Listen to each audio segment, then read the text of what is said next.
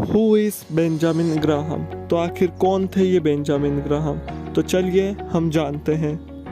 Benjamin Graham यह दुनिया के सबसे बड़े इन्वेस्टर्स में से एक थे और इनका जन्म 21 सितंबर 1894 को हुआ था। वह एक अमेरिकन थे और उन्होंने अपनी पढ़ाई कोलंबिया यूनिवर्सिटी ऑफ कैलिफोर्निया से की थी। आप में से हर कोई वॉरेन बफेट को तो जानता ही होगा। जी हाँ, वही वॉरेन बफेट जिनकी नेटवर्थ आज 102 बिलियन से भी ज़्यादा है और वह टॉप 5 बिलियनर्स की लिस्ट में आते हैं। वॉरेन बफेट इन्हीं के ही स्टूडेंट थे।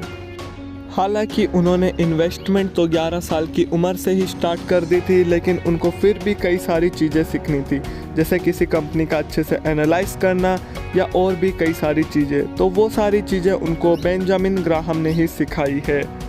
बेंजामिन ग्राहम की मॉम का नाम डोरा ग्रोसबॉम और फादर का नाम आइजैक एम ग्रोसबॉम था।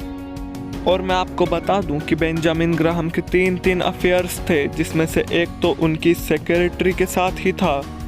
बेंजामिन ग्राहम ने एक ऐसी बुक लिखी है जिसे इन्वेस्टमेंट की दुनिया की बाइबल कहते हैं और उस बुक का नाम द इंटेलिजेंट इन्वेस्टर है। उन्होंने इस बुक के थ्रू एक बहुत ही बड़ी सीख दी है, यहाँ तक कि वो सीख आपको भी सुननी चाहिए। सर आइजैक न्यूटन, जो कि एक बहुत ही बड़े साइंटिस्ट थे और उनका IQ लेवल 170 से भी ज़्यादा था। उन्होंने छोटी सी इन्वेस्टमेंट करके काफ़ी ज़्यादा प्रॉफिट कमाया था, लगभग 2000 पाउंड का, और उनको लगा कि मैं काफ़ी ज़्यादा प्रॉफिट और भी कमा सकता हूँ, जिसके बाद उन्होंने 7000 पाउंड की इन्वेस्टमेंट और करी और तभी मार्केट क्रैश हुआ और उनका लगभग सारा पैसा डूब चुका। उसके बाद सर आइजैक न्यूटन समझ गए कि हमें कभी भी बुल मार्केट के पीक पे पैसा नहीं लगाना चाहिए, जिसकी वजह से हमें कई सारा लॉस हो सकता है। तो बेंजामिन ग्राहम हमें ये सीख देते हैं कि ज़्यादा IQ होना भी ज़रूरी नहीं है इन्वेस्टमेंट की दुनिया में। हमें इन्वेस्टमेंट करनी है तो हमें सही ढंग से कंपनी को एनालाइज करना आना चाहिए और हमें हर शेयर को अच्छे से समझ के ही खरीदना चाहिए कि वो ओवर वैल्यूड तो नहीं है।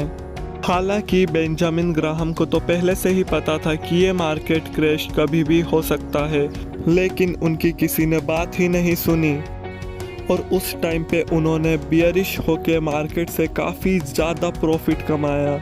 हालांकि उन्होंने कई सारे शेयरों पे पैसे तो नहीं लगाए, बट उन्होंने उस टाइम पे बॉन्ड्स, डिबेंचर, मनी मार्केट और बियर मार्केट को चूज़ करके काफ़ी ज़्यादा प्रॉफिट कमाया। अब आप समझ ही चुके होंगे कि वो कितने बड़े इन्वेस्टर थे। हालांकि उन्होंने कई सारी बुकें भी लिखी है, बट उनकी मोस्ट वैल्यूएबल बुक सिर्फ यही है।